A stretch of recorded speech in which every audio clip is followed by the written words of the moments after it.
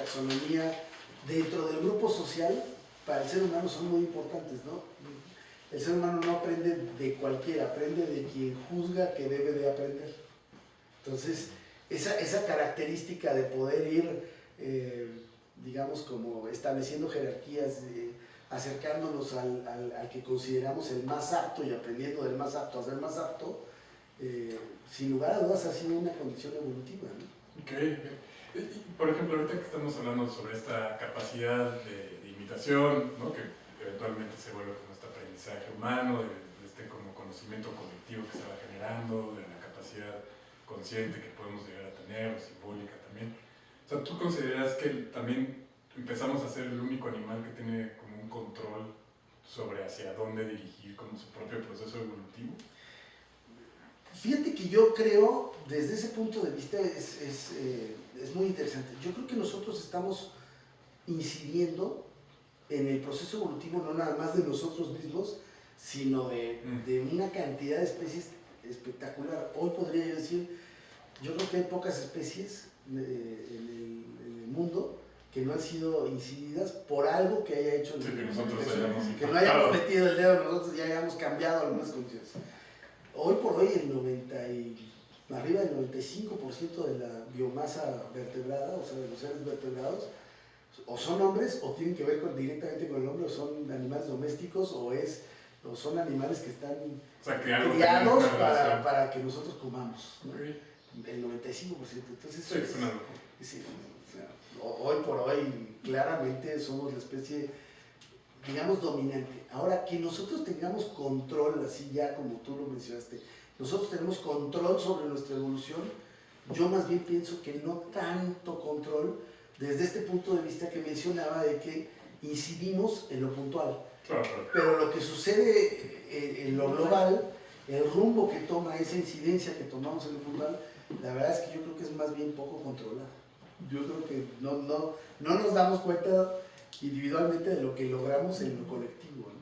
Claro, sí, de repente es estos cambios, ¿no? Sí, que sería justo lo que propones, ¿no? En este trabajo. Exactamente, o sea, de repente la expectativa de vida ya es casi el triple de lo que era hace 1000 años.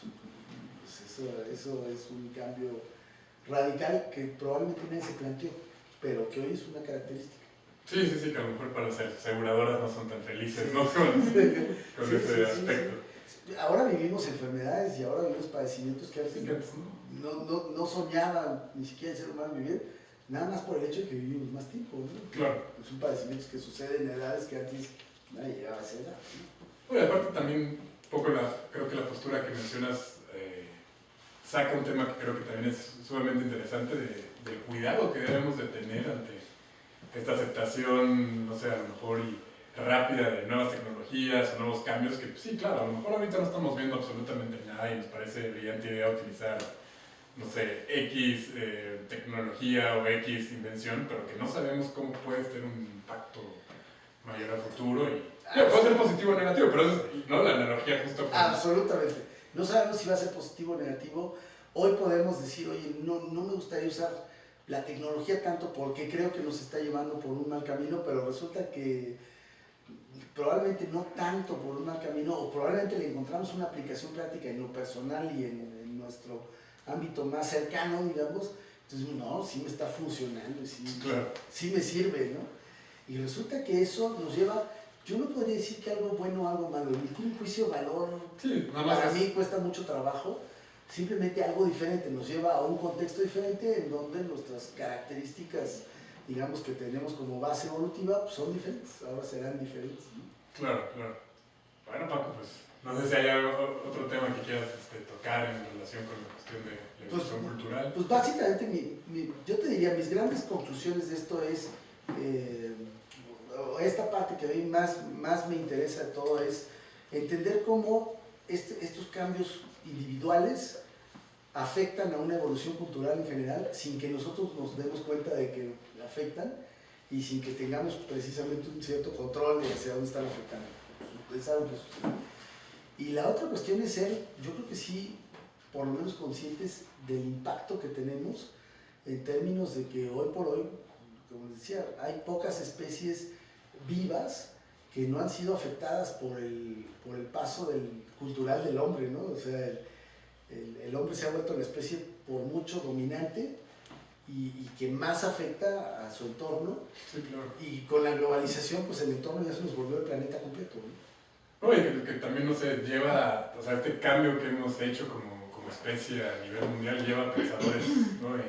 Inventores como Elon Musk, ¿no? Decir que el futuro de la humanidad está afuera, ¿no? O sea, sí. Como ya ver lo que, a dónde llegamos, que tenemos que irnos para Marte, ¿no? O sea, no estoy diciendo que estoy de acuerdo o no, o sea, nada más es como una teoría, la postura del Musk. O incluso como plantea Yuval Noah Harari, que dice, oye, pues vamos, el futuro de la humanidad es que tengamos una como sociedad de castas, pero biológicamente diferenciadas, no nada más socialmente diferenciadas, sino que podamos casi volver a ser a los neandertales y luego tener un suprahumano en cuestión de inteligencia y entonces tener ya como un mecanismo de castas separado en especies, ¿no?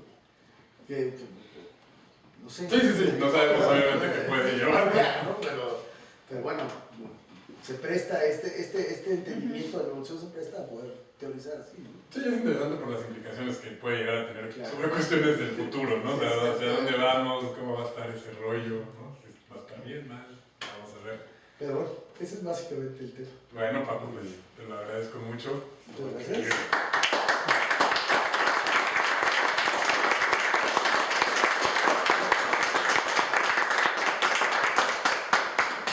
Pues ahorita vamos a abrir un poquito el tema con ustedes también para que puedan darnos sus comentarios o opiniones al respecto. ¿Qué piensan un poquito sobre la plática que acaba de entregarnos Paco? Bueno, ¿quién iba? Yo tengo, está muy bien la plática, ¿no? Pero con respecto a nuestro país, nada más a nuestro país, culturalmente, ¿cómo podemos compararnos con otros países, ¿no? No nos hemos colgado de esa evolución o nuestro país como pueblo nos tocó menos genética o qué pasó, ¿no? Porque yo no veo así. Siempre hablan de los finlandeses, de allá de otros países, bueno, y a nosotros nos tocó, ¿no? Sí. O vamos evolucionando muy lentamente, no sé. Mira, yo propondría lo siguiente en ese sentido, y este es el entendimiento que he leído también. Desde el punto de vista cultural, un gran salto que se dio fue cuando nos empezamos a mezclar con otras culturas. Mientras fuimos grupos aislados, pues digamos que cada grupo llevaba como su caminito, ¿no? En ese sentido, desde ese punto de vista, hay grupos y incluso ahora hay teorías económicas de que los que vivieron condiciones más adversas climáticamente o geográficamente más son hoy por hoy países más avanzados, que puede ser que es una teoría bastante aceptada. La realidad, avanzados, yo lo que cuestionaría y pondría en asteriscos es a qué le llaman avanzado, por la misma historia que decía hace rato. Eso es emitir un juicio de valor, decir eso está bien y lo demás no está bien. Yo lo que entiendo más bien es que nos hemos ido adaptando a las características propias de nuestro entorno, y entonces en ese sentido México, por ejemplo, como país, pues tiene unas ciertas características sociales, culturales y económicas con otros grupos, llamamos de otros países, o con otras etnias, e incluso dentro del mismo México pues hay muchos subgrupos culturales que presentan ciertas características en común. Entonces, desde ese punto de vista no creo necesariamente que estemos menos avanzados o más avanzados que otros, sino nuestro avance nos ha ido dejando, o nuestro avance evolutivamente hablando nos ha puesto en esta posición, en este momento donde estamos ahorita, ¿no? Hay países que han desarrollado más carreras armamentistas, hay países o hay culturas que han subsistido mejor o menormente, han sido menos exitosas por su capacidad de relación con otras culturas, por su capacidad de negociación, por su relación con el medio ambiente con el que viven, por lo aislado que estén o no con el medio ambiente, por la capacidad de erosión que tienen de su entorno o no de erosión que tienen de su entorno, qué tan bien viven o qué tan mal viven en torno a eso, y que pudieron haber sido culturas muy exitosas en su momento, pero ese éxito los llevó a desaparecer.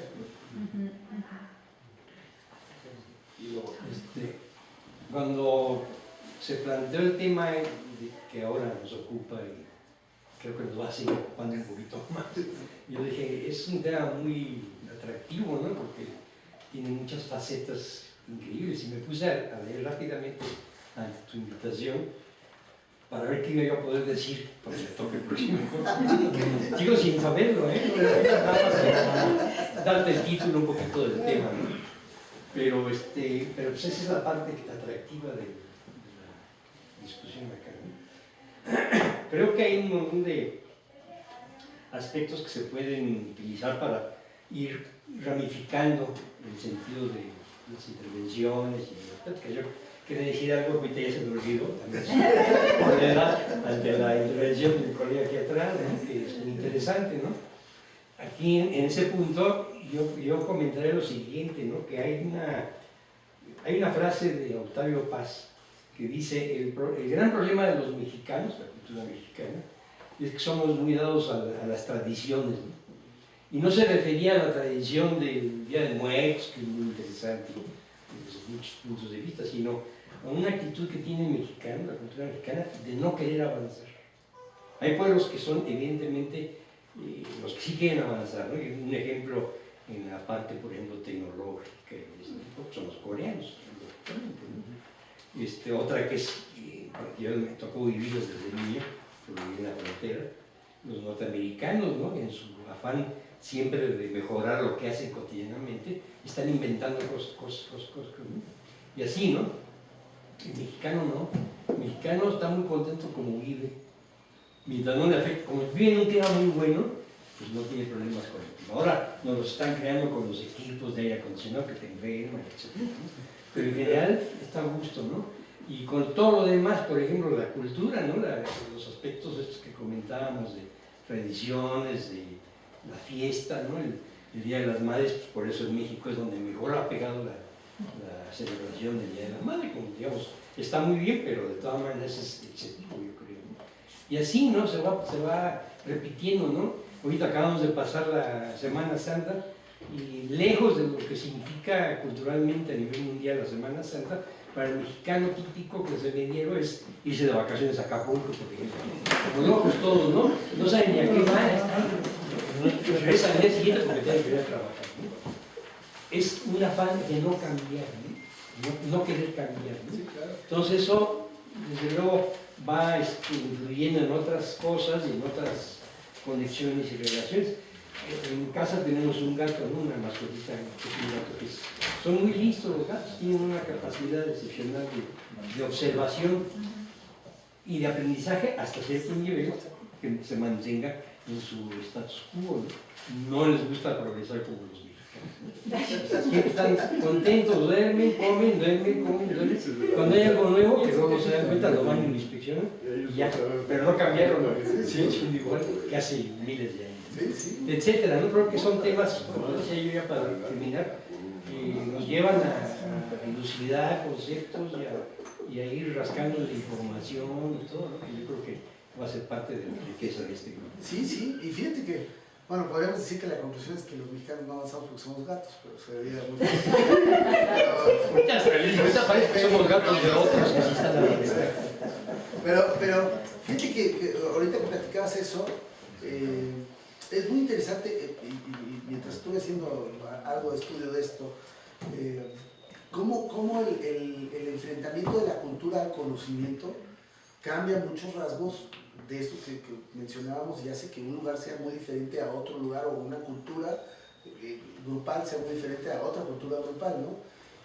Precisamente el jueves estuvimos platicando sobre la batalla de las Termópilas, y eso creo que presenta algo muy interesante. Los griegos tenían el conocimiento matemático, yo creo que mucho más avanzado que los persas, pero el conocimiento práctico, la aplicación de ese conocimiento matemático no lo tenían porque no les interesaba tenerlo, ¿no? Y los persas, todo lo contrario, probablemente no tenían su conocimiento sobre mecánica o sobre física tan avanzado, pero eran totalmente pragmáticos, todo lo ponían en una aplicación práctica, ¿no? Alguna vez un amigo mío por ahí dijo, esa batalla entre griegos y persas era una batalla entre ciencia pura e ingeniería. Entonces, Sí, me gustaría, me parece muy, has compartido ideas muy provocadoras y entonces siento como muchas cosas. Una palabra que me asombró asociada a la evolución, que surgió quizás accidentalmente, es la palabra mejor. Por dos partes. Una es porque un poquito lo que he escuchado de la evolución tiene que ver con que actualmente mucha gente opina que la evolución tiene que ver con entornos y ecosistemas, que no son especies que compiten, sino que es un poco la visión antigua, la de Dawkins, la de gen egoísta, que realmente en este momento está bastante como vista como un poco tendenciosa, sino que más bien son ecosistemas, comunidades que evolucionan juntos y que entre todos se modifican y adquieren ciertas formas de equilibrio, ¿sí? Que tienen que ver con eso. Y luego, si las condiciones cambian, pues todo el entorno y todos los participantes del entorno, minerales, vegetales, animales, humanos, cambian acordemente, ¿sí? Entonces, esa es una parte, porque si no pareciera esta competencia entre especies, que entiendo que es un discurso que viene de Malthus, de Darwin, pero que me parece que en este momento hay muchas otras visiones donde la colaboración es mucho más importante que la competencia, y es lo que está en juego es la forma de interacción de todas las diferentes comunidades y no quién le gana a quién, que es como una visión que también se vende porque tiene contenidos sociales y políticos muy claros. La otra parte es, en esta narrativa de que hay menos enfermos, uno puede ver de qué morimos, y una de las tres principales causas de muerte de hace muchos años son los accidentes automovilísticos. Y entonces los seres humanos dicen, bueno, hemos generado instrumentos de muerte, muchos instrumentos de muerte, y entonces nos infligimos muerte. Claro, entre las armas y los accidentes automovilísticos, te fijas cuántas centenas de millones de personas mueren. Entonces, eso excede la peste negra, eso excede y la diabetes, que es también muy fuertemente combinada del sedentarismo y la alimentación general. Entonces, esas causas de muerte que generan muchos millones de muertos tienen que ver con esta construcción. Y el caso de los autos me parece muy particular, porque hay una historia mítica que he escuchado por ahí, que en los años 50 había una industria de autobuses, de trolebuses, muy eficiente en Chicago, el corazón de la industria automovilística. Y entonces Ford Motors, no recuerdo si fuera la General Motors, creo que fue la General Motors, compraron la compañía de autobuses y la cerraron, con lo cual generaron una enorme demanda de autos, ¿sí? Y entonces todos terminamos usando autos cuando claramente había otras alternativas entre los autobuses, los trolebuses, los trenes. Y entonces esto no es que la evolución ciegamente nos llevó a tener autos. Es que en cada comunidad hay grupos hegemónicos que ponen condiciones y destruyen condiciones. Igual en México hay valores culturales y sociales muy importantes. Creo que uno que de golpe vuelve a tener cierta presencia en nuestra comunidad es el amaranto, por ejemplo. ¿Por qué amaranto y no sabritas? O sea, ¿por qué se comen mucho más sabritas que barras de amaranto? Cuando es obvio que el contenido nutricional le gana más o menos 100 a 1, ¿sí? Entonces, y no es porque así evoluciona la sociedad, ¿sí? Es porque hay una industria, una televisión, una PepsiCo que te pone por todos lados unas cosas brillantes y metalizadas, y el amaranto no viene envuelto así. Entonces, creo que estas son como otros elementos, ¿no? Y una última visión es que alguna gente que mira a Gaia, a todo el planeta Tierra como un ecosistema, de golpe empieza a mirar y decir, esta Gaia pobre está muy enferma, tiene una plaga mortal que la está atacando. Y esa plaga parece ser el ser humano. Y entonces desde esa mirada, ¿no?, entre el plástico, los gases a la atmósfera y todo eso, pareciera que esta es una plaga que se ha extendido, que sí es muy dominante y que es capaz o de matar a todo el ecosistema o de generar unas condiciones donde se autodestruya y el sistema después pueda limpiarse. Sí, sí. Quiero hacer algunos comentarios sobre las reflexiones que me parece interesantísimo y apunté algunos, nada más para que no se lo vayan a ir. Efectivamente yo coincido contigo, y probablemente si lo mencioné sí fue erróneamente, pero coincido contigo que un paradigma que tenemos y que tenemos que romper, por lo menos yo creo que no es un sinónimo evolución de mejor. Evolución es un cambio hacia otro, hacia otro contexto, hacia otra realidad, hacia otras características base y ya. Mejor o peor es emitir un juicio de valor que me parece muy peligroso porque es diferente nada más, ¿no? Son características que a veces cambian de manera irreversible y a veces cambian de manera no tan irreversible, generalmente es irreversible, pero sí, no entender evolución como algo mejor me parece peligroso, así que coincido, en ese punto coincido contigo totalmente. En la parte del equilibrio y de la parte colaborativa estoy de acuerdo totalmente en que la evolución se da de manera conjunta, no es una especie compitiendo contra otra especie. Pero lo que yo entiendo es que los desequilibrios los generan las propias variaciones de las especies. O sea, ese desequilibrio no es un desequilibrio exógeno al sistema, sino es un equilibrio que viene desde adentro y bueno, pues esto se desbalanceó y entonces el sistema se reconforma y los individuos del sistema se reconfiguran y generan un nuevo status quo donde otra vez vuelve a haber equilibrio hasta que vuelve a haber un desequilibrio generado por una variación aleatoria de alguno de los miembros del sistema, ¿no? De los elementos del sistema. Y eso es lo que genera mucho movimiento, ¿no? Pero bueno, esos son... estaba Lalo y luego Tona.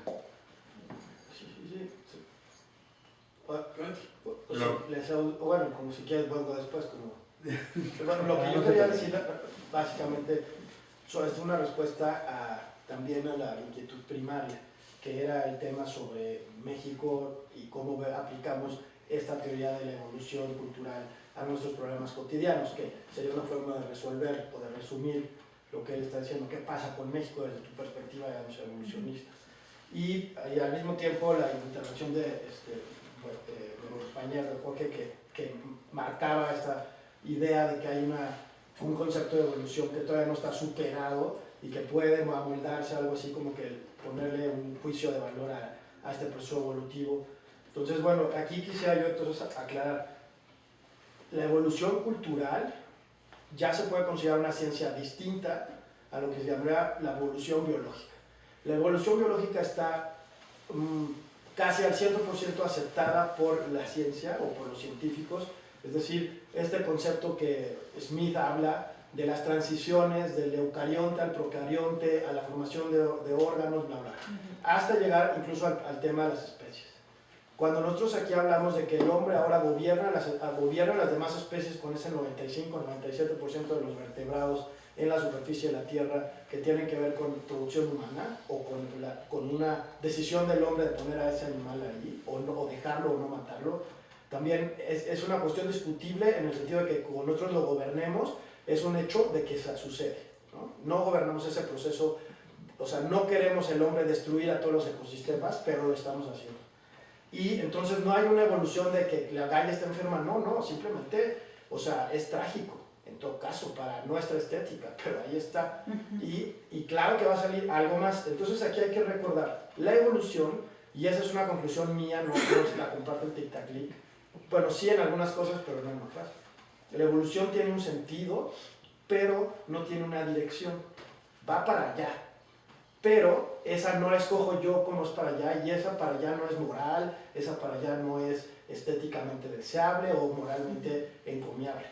En ese sentido, entonces, yo le respondería a la primera pregunta. Hay dos posturas en la evolución cultural. La que sostienen, y en el grupo Tic-Tac-Lic estamos en pugna por no por descubrirlas, ni siquiera por poner una postura, sino por descubrir cuáles son esas. Entonces, podríamos decir que está esta actitud, y bueno, y en las ciencias humanas sucede lo mismo. Yo voy a explicar al hombre desde la perspectiva de grupo, o voy a explicar al hombre desde la perspectiva personal. Ahí comienza, digamos, la división fuerte. En mi perspectiva, para responder qué pasa con los mexicanos, tenemos que utilizar una aproximación grupal. y más particularmente multilevel selection, y que ya aquí hemos leído a Pinkerton que dice que the false allure of group selection, que por eso digo, hay una discusión interna en torno a la actitud que hay que tomar en esa perspectiva, pero te voy a decir que dice Turchin, que bueno, es un polaco ruso, que no sé cómo se pronuncia, pero no es Turchin, pero bueno, es Peter, él dice, la inequidad es el factor que produce, o es un factor que produce las sociedades tal como son. Y sin embargo, dentro de esta inequidad se surge porque hay cooperación entre grupos que se distinguen entre ellos. Y si tú lo quieres, llámalo poder, llámalo etcétera, etcétera, porque si hay elementos, digamos, hay muchos filólogos, sociólogos que han descrito esas estructuras de poder, ¿no? Me recuerdo Elias Canetti, pero tenemos miles de más que tienen sus formas y sus maneras de presentarle, Lipovetsky, qué sé yo. Pero este Turkey lo que está diciendo es, dado que esos grupos se forman, hay una paradoja. Cuando el grupo se ayuda, o sea, al interior del grupo no debe de existir la competencia. Al exterior del grupo debe producirse la competencia. Cuando los grupos compiten hacia el exterior, entonces tienden a ser más fuertes, tienden a matar al otro. Cuando compiten al interior, pues entonces tienden a autocomerse. Esa sería mi respuesta. Obviamente faltaría mucho profundizar en detalles de eso, pero eso, o sea, el proceso evolutivo cultural debe de ser capaz de explicar tu pregunta y debe de ser capaz también no de tirar tu teoría, que es la teoría de la Gaia hermosa, que describe, ya lo hemos tocado aquí, este señor tan chistoso también ruso, Isaac Asimov en Foundation, Third Foundation, habla de esta idea de cómo en un momento dado hay un planeta en donde todo el mundo se comunica y es casi one soul, one body, lo que sea. Eso o sea, justamente este señor Turkey trata de explicar eso y el factor dice que ha hecho que la evolución cultural se dé es la guerra. No sea un proguerra, y yo en ese sentido soy más escatológico, por eso a veces a veces no coincido con las posturas, digamos, de la psicología humana, como de que somos cooperadores porque algo nos salió de nosotros, y ahorita abrazo más esta teoría en la que dice, no, somos cooperadores porque nos conviene para darle, digamos, en el queso al otro grupo.